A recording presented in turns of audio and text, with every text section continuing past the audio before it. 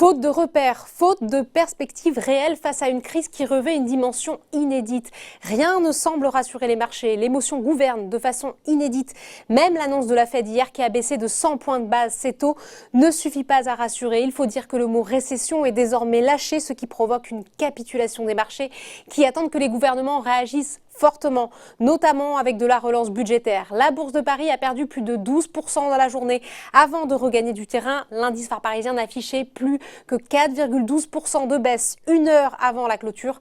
Finalement, le CAC 40 termine la séance à moins 5,75% vers les 3881 points dans un volume d'échange de 7,5 milliards d'euros. Les chutes des différents indices sectoriels continuent de donner le vertige.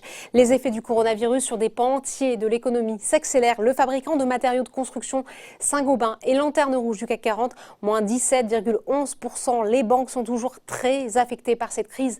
La baisse des taux n'est en effet pas une bonne nouvelle pour le secteur bancaire. Société Générale perd plus de 15%, BNP Paribas plus de 13% et Crédit Agricole plus de 11,43%. Côté automobile, le groupe PSA a annoncé la fermeture de ses usines en Europe jusqu'au 27 mars.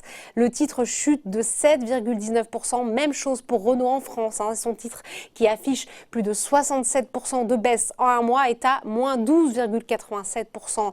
Le transport aérien continue de chuter après les annonces en cascade d'une réduction drastique de l'offre des compagnies aériennes.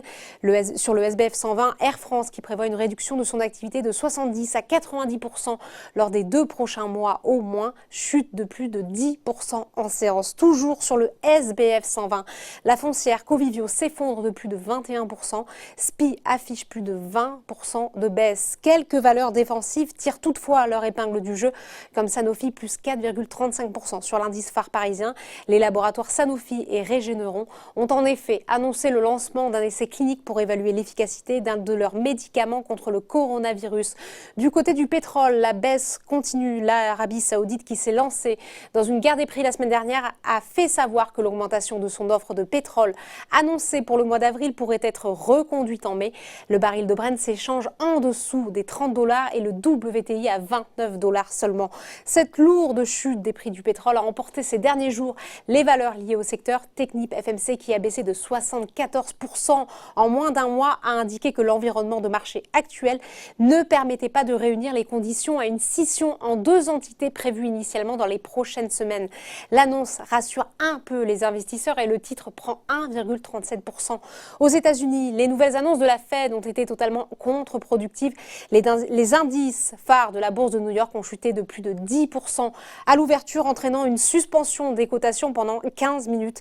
À 17h40, les principaux indices continuaient de creuser leurs pertes, moins 8% pour le Dow Jones et plus de 7% de baisse pour le Nasdaq et le S&P 500.